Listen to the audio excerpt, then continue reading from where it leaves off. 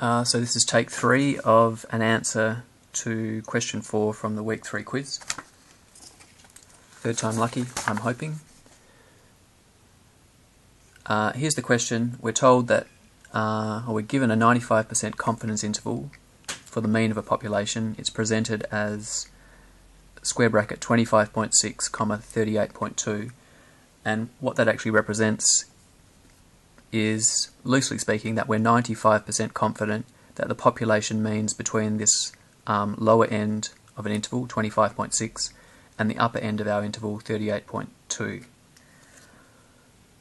The background information says this interval has been calculated correctly. It was based on a sample of 40 observations, so that means that n is equal to 40. And since we didn't know the true population standard deviation, we had to estimate it using our sample data. So it's actually this last bit of information, the fact that we estimated the standard deviation, that makes it appropriate for us to use the t-distribution. Had we known what the true population standard deviation was, then it would have been appropriate to use this standard normal distribution. But seeing as we don't, that is the answer to part B. Part A, then, working backwards, says what was the sample mean for the 40 observations used to construct this confidence interval. So to digress just slightly, the confidence interval is going to start with the sample mean, then it's going to add to get the upper end of the interval and subtract to get the lower end of the interval a particular value, which is a critical value from the t-distribution times our estimate of the standard deviation of the population divided by the square root of our sample size.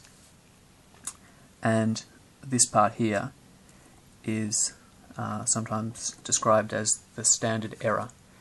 It's an estimate of the standard deviation of the sampling distribution of the mean. Now, how this kind of can be shown diagrammatically is our confidence interval starts with the sample mean, then we add this value here, so add that value there to get our upper end of our confidence interval, which is 38.2. We then subtract this same value to get down to our lower end, which is 25.6. And because we have added and subtracted the same value from the sample mean to get to our lower and upper ends of our confidence interval, the sample mean has to be exactly halfway between them. So 25.6 plus 38.2 divided by 2 is going to be our sample mean, and I think that was 31.9 from memory. You might want to check that calculation, but this is correct. I think this is the right value. Now, part C. What critical value from the t-distribution would have been used to construct this confidence interval? Show any inputs that are used to derive this critical value.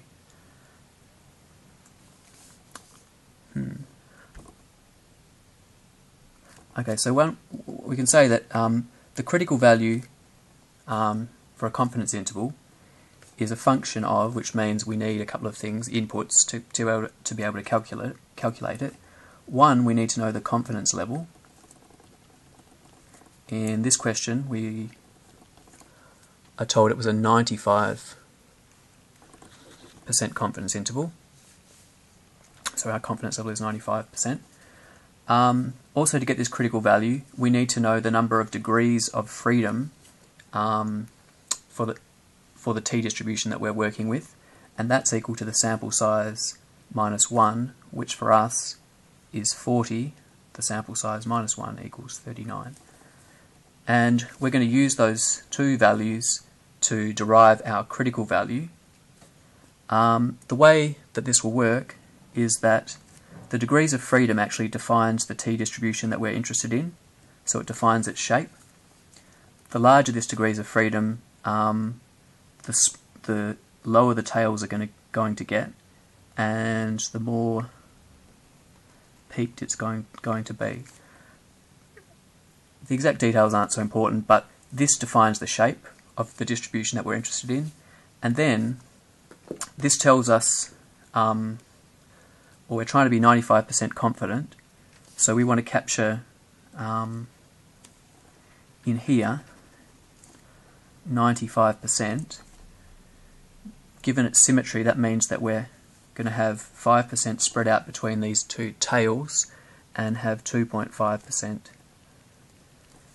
out in each. And our critical value is going to be this one, and this one down here is the opposite of the critical value, because the t-distribution that we're working with in this particular part of the question has a mean of 0 and symmetrical, so hence these two are the same magnitude, just one is positive, one is negative. Okay, so how do we do that? We can either use tables or we can use Excel. Just in doing this, I'm going to say that we're going to try and find that value, and if there's 2.5% probability of getting scores greater than that, it means that there must be 97.5% chance of getting a score less than that. So the cumulative probability up until this point is equal to 1 minus 0.025. I'm expressing that percentage as a decimal, and that means 0.975, the cumulative probability, or maybe you could say that we're after the 97.5th percentile. Looking at the tables, this is from page 743 of the textbook. It's giving us cumulative probabilities for the t-distribution. Down the left column is the degrees of freedom. Each of those degrees of freedom defines a slightly different distribution. And along here, it's telling us specific percentiles for that t-distribution. So this one is telling us the t-value for which 90% of values are less than that, and then that particular value is with degrees of freedom 1. Earlier I mentioned that we're trying to actually find now the 97.5th percentile for a t-distribution, which has 39 degrees of freedom, and I'll just say I'm looking down this column and looking for 39 degrees of freedom, so that's this value here, 2.023.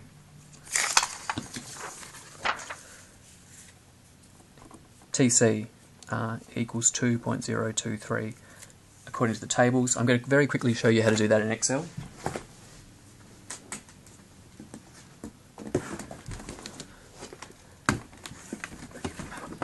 It's going to be a little wonky, but in Excel we're going to use a function called tinv,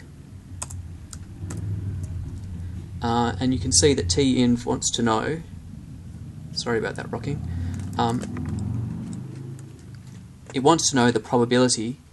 Now it doesn't want to know 95% here, it actually wants to know the amount that's left out in the two tails of the confidence interval, so that's 0.05, and the function as its second argument wants to know what the degrees of freedom are, or is.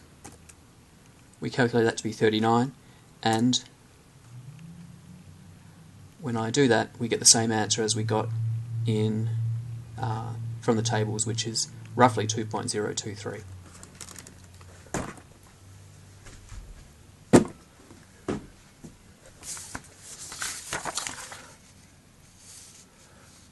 Okay, to finish off, would a 90% confidence interval based on the same sample data have been wider, narrower, or the same width as a 95? Well, if you want to be more confident,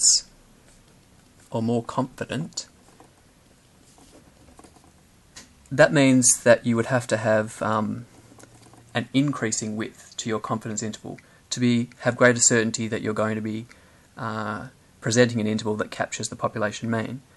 But in this question we're asked about having less confidence, and if we're willing to be less confident, that means we can be set an interval that's not as wide, so less width, our answer will be narrower. And the last part, assume that a different sample of 40 was randomly selected from this population. Would a 95% confidence interval for this second sample be wider, narrower, or the same width as the one we got for the first sample? Well, it's going to be roughly the same, you would imagine. But let's have a look at the formula that we were using. It was the sample mean that we calculated. That won't actually affect the width, that just tells where the centre of the interval is. So what does affect the width is what comes after this plus or minus, it's that thing there. If we're constructing a 95% confidence interval for a sample of the same size, the critical value is going to be the same.